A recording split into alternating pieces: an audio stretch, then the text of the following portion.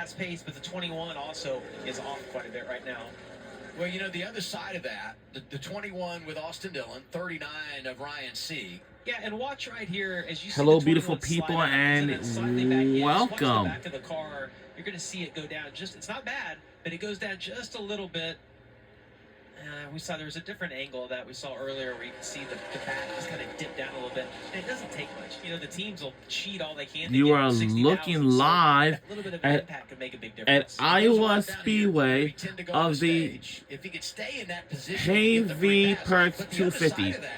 Is Ryan Sieg involved in the same crash? He gets tires. Yep, of the Hy-Vee Perks 250. And he's 17th. That's the good news. Bad news is you got 4 sets of tires. And we are on CW Sports for today's race. Depending on how this race plays out, it could be a huge disadvantage for them later. It could be. We on NASCAR on CW, and of course we are on CW Sports. How that works out for Sieg, but the good thing for them, they've been in that wreck. He still has the speed that he needs. I'd much rather be in his position than the 21s right now. On board with Daniel Dye, this is the race to stop suicide onboard camera.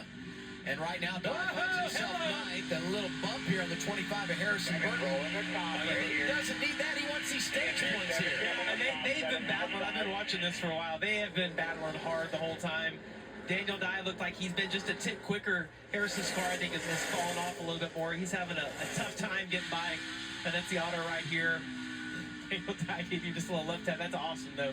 Move him up out of the way. No harm, no foul. Behind him is Justin Allgaier, the reigning champ. He's won here, and we haven't even said his name, and we're almost done with the opening stage. Yeah, and just doesn't seem to have the speed today that we've seen out of the 7 car. Maybe if he can get some track position, Pullman can make a couple of adjustments on that in the stage break. But yeah, the 7 car just has not had the speed we've seen out of him on the ovals. We talked about this in the pre-race show.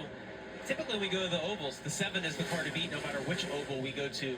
That has kind of transitioned to the 88 the last few weeks. But this is big for him because with Zilich leading and a chance to get 10 stage points, that regular season championship, only 21 points separating them coming in, it would get even. It's huge. Yeah, absolutely. That's going to get, I mean, that could get washed away this weekend, right? I mean, there's a chance Zilich could lead as the points leader right now. It'd be huge. Battle for third. Chastain in the 941.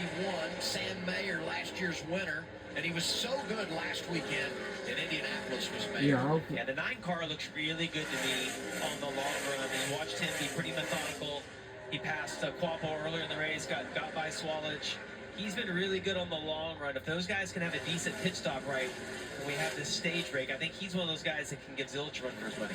Yeah, he's been good every time he's been behind the wheel. In fact, when you look at that 9 car this year, they've delivered. Van Gisbergen has won. Daniel Suarez from the back in a backup car won in Mexico City. And Chastain tried to do it today, and he picks up a spot here up to third as we hit 5 laps. Going to be 4 laps to go, stage 1.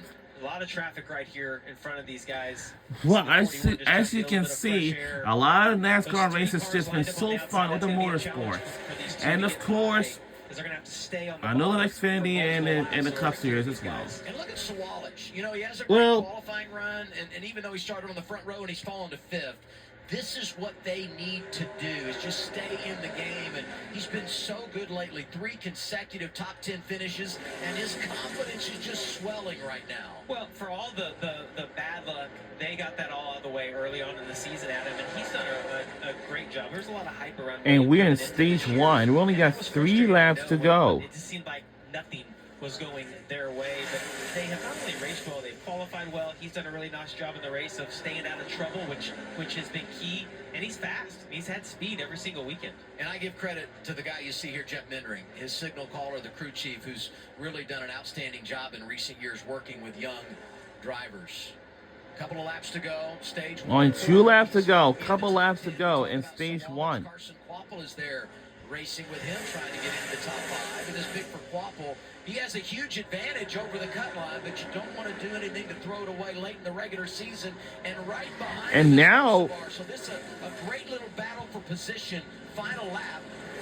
We're only got 1 lap to go. Final lap in stage 1. Blaine Perkins is a pick right there, and William was able to kind of force the issue and get in the middle, and be able to get back in front of the 1 car.